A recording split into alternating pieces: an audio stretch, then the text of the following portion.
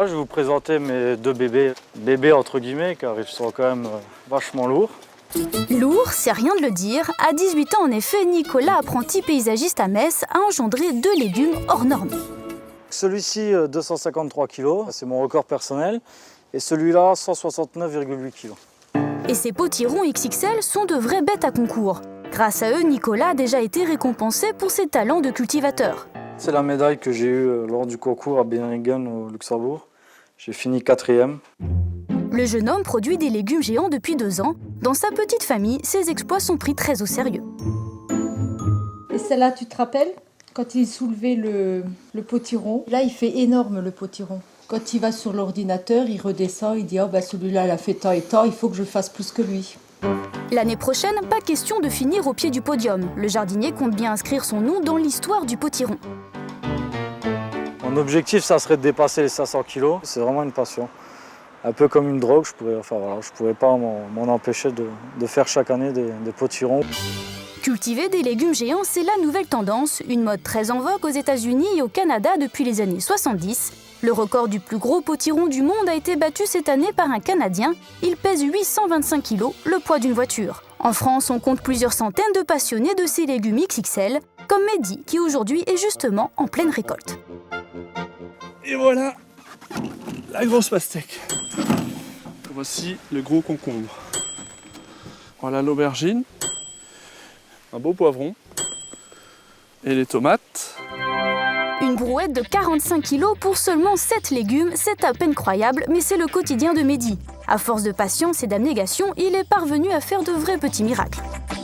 Mon oignon géant, donc de 2,940 kg. Et ici un oignon standard, qui fait à peu près 100 grammes. Du coup, le normal paraît vraiment mini.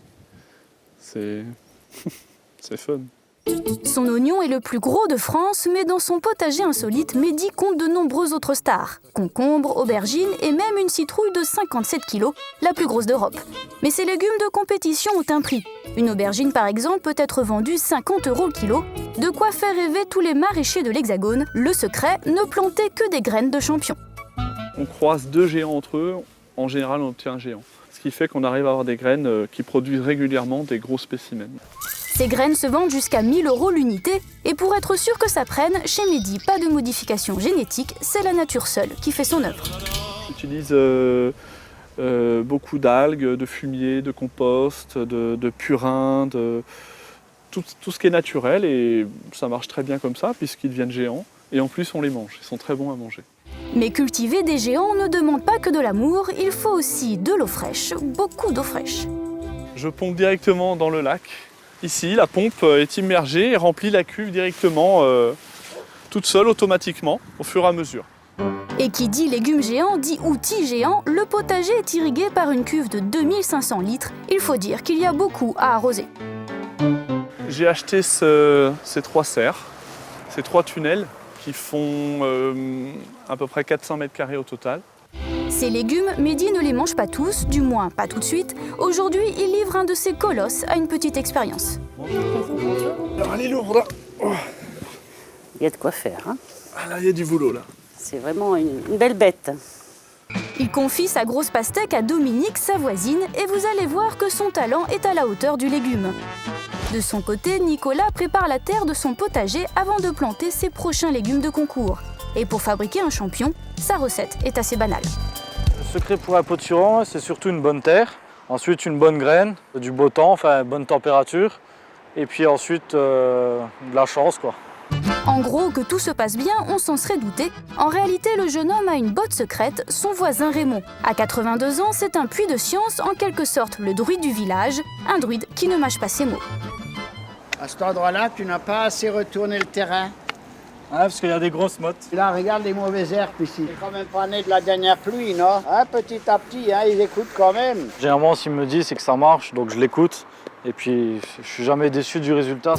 Et le résultat, en effet, est bien là, comme l'atteste le congélateur de la famille, rempli de blocs de soupe orange, prêts à être dégustés. Ça fait 4 personnes. Il y en a au moins une trentaine. On a à tenir à peu près pour 1 an. Il en est où mon potiron là? Il est très bon. Avec ses réserves, la maman de Nicolas pourrait nourrir 120 personnes. Alors comme souvent, ce sont les voisins qui profitent de l'incroyable talent du jardinier. On vient t'apporter, on a fait de la bonne soupe de potiron là. Elle est même encore chaude. Elle est prête à manger là. Tu Ouais, t'installes c'est devant la bien. télé, c'est bon. C'est bien, merci. Voilà. Ah, ça c'est bon ça, hein. C'est pas produit chimique, hein. Bah, je pense qu'il continue comme ça, il y aura bientôt un fan club. Hein. Ça, il n'y a pas de problème. Hein. Et nous, on sera les premiers à être dedans. Hein.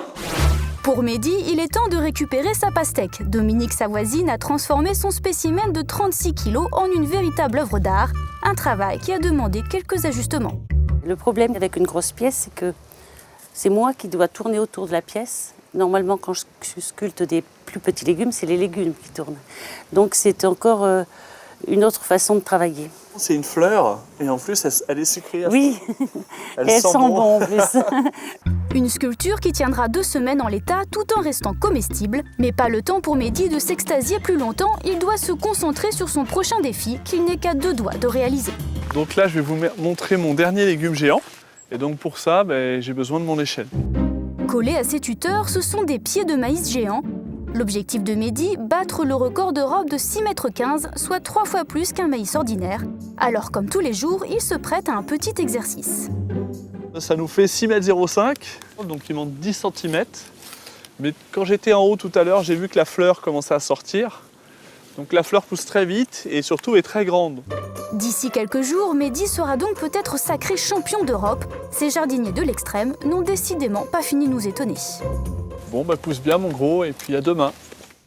Mais au-delà de ces records, la vocation de ces légumes XXL reste de satisfaire nos papilles. Alors si un jour vous mangez l'un d'eux, souvenez-vous qu'il a été particulièrement choyé et dorloté avant de finir dans votre assiette.